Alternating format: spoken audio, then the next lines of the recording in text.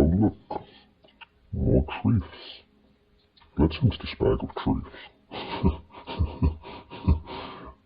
Bag, because you know that's how my life ended. In a bag. Not funny? Didn't think so. Speaking of funny, you know what's funny? Perry's so-called friends. So like I said, I've been in the shadows for years, because my appearance wasn't the greatest. I was a handsome guy, I mean, I had the looks. Okay, think Leonardo DiCaprio from the film about the famous boat, but much more better looking. Well, I say that because after I was discovered, I didn't look like that anymore. But hiding in the shadows seemed logical. Perry's the only one who could see me. Anyway, getting sidetracked here. I never left Perry's side. I was always there. Perry never noticed it, but some of his so-called friends, well, let me take you back in time. Let me take you back to Perry's secondary school days. Perry had a gang of friends, but Perry never felt a part of the gang. He would constantly get things said about him. I remember one day one of these so-called friends had said something to Perry, and he went to walk away. But I took over, and I took this guy down, and people were trying to get Perry to stop, but nobody knew it was me. After that, I jumped knees first on this guy's chest, with some brute force. People were saying, "Perry, what the fuck is wrong with you? You're a bloody animal." The guy was taken away, and we didn't see him again. Apparently he went to hospital. Well, like I said, I get protective, and what was said wasn't the most nicest thing. When I was on this guy's chest, I just stared at him, and I was getting ready to do more damage. He never felt right, and he hated school, because he felt invisible, and he was bullied in more ways than one. He just wanted friends to hang out with other than me, because I can be a bit boring sometimes. You know, hanging out with the same person all the bloody time. If anything, I'm surprised he managed to get through secondary school at all. Well, yeah, he bunked school, but what more can be said, really? You know, he bunked school only because he couldn't deal with everything going on. His family was going through a tough time. It got to one point where he said to me, "Cece, I want to die. I can't continue doing this. It's hurting me. Nobody cares about me. I have no friends. My family don't care. What's the point of staying around when nobody cares about you?" I managed to persuade him to carry on with life and to ensure him that people did care about him. So, he left secondary school, went to college to study catering, which he passed his NVQ level 1 with flying colours. Well done, Perry. You know, pat on the back, you know, did you get that? His NVQ level 2, on the other hand, not so good. At this time he was seeing someone. So it was all fun and games until, well, it just wasn't working anymore.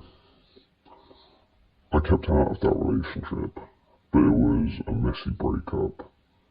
And well, when I say messy, I mean very, fucking messy. To the point it was that messy, Perry was assaulted at college by his ex in front of some of their class friends, to which they were all shocked and didn't know what to do. But being the person Perry is, he didn't react to it. Why? Because the one thing he was told by his dad is never hit a woman, even if they hit you first. A few weeks after the messy breakup, one of Perry's family friends, who was studying their NVQ level 3 and was also a biker, was leaving college one day after his lesson. Perry calls out to him to see if he was going to be at the pub on Saturday and says, "I'll buy you a drink if you are." Well, obviously the reply was, "Okay, I'll see you Saturday." Now the relationship between these two was funny as anything, but I'm sure you've heard the stories from Perry. But I will say one thing, I remember their relationship was that funny. I mean, where they would walk past each other's classes, you'd occasionally see him wave and then stick his finger up at Perry, and vice versa for Perry if it was the other way around. Apart from the one day Perry went to do it, he didn't realise the chef was stood there. Well, the teacher was stood there. It was funny as anything. That's what kind of relationship they had. They could have a laugh and a joke with each other, and only them two knew what they meant. That is the kind of friendship Perry wants. Anyway, carrying on. It was also his ex-girlfriend's birthday. You know, the one who assaulted him. She heard the comment about the pub and started being a complete dickhead with her new boyfriend, saying they'll be there on Saturday too, and laughing about it. Perry said, "It's a biker bar, so you can try it, but you'll get shown where to go. Bye." That shut them up. The Saturday came around, and Perry turned up at the pub. Well, if you know the story, I'm not repeating it. It's not my place to. But all I'm saying is, Perry to this day still remembers that day very well. Believe it or not, it's been 13 years since he lost his friend. If anything, he's still heartbroken about it all. And where was his so-called school friends then? Nowhere to be bloody seen. Nowhere. He needed you all, and you all decided to ignore him and let him suffer. Something nobody knows, and that I am sharing with you all right now, which is important that you listen to this. Perry, to this day, still blames himself for that day every year, which kills him. Because when that date hits, he feels like complete shit. He'll say he's fine, but he's not. He's hurting very badly. So it's best when April 18th hits, you just leave him alone. Carrying on. He decided to leave Milton Keynes. Most of you know that story, so I won't repeat it. After many years of Perry finally being himself, he was happy. He had new friends. But yet again, something terrible happened. Perry's dad had passed away, and he knew this story too well. There's more to it though. Perry was struggling to find a way to Milton Keynes to deal with his dad's stuff, until one of his close friends called and asked if he still needed help and that they could help him, not naming that person, but they know who they are. But it was such a privilege, But out of the, what, 10, 15 friends in Milton Keynes that Perry knew, not only did they not do anything, but out of the 10, 15 friends, only one helped him. And to this day, he's still thankful they came from Milton Keynes to Winchester, then back to Milton Keynes. That's a bloody true friend right there. And like I said, I am not naming them, but they know who they are. Anyway, carrying on. Where was I? Oh yeah, true friends. True friends stick with you through everything, unlike some friends. Some of Perry's friends think it's fun to take the piss and mimic him. Some think it's acceptable to talk about him behind his back and spread stuff about him. The thing is, I shouldn't even be sharing this with you, but I am. The thing is, Perry would do anything to protect his friends. But I can bet not everyone would do the same for him. I can name 3 or 4 people who would. But the rest of you would let him crash and burn and not bother to help him. This guy, and I'll say it again, Perry would do anything for his friends.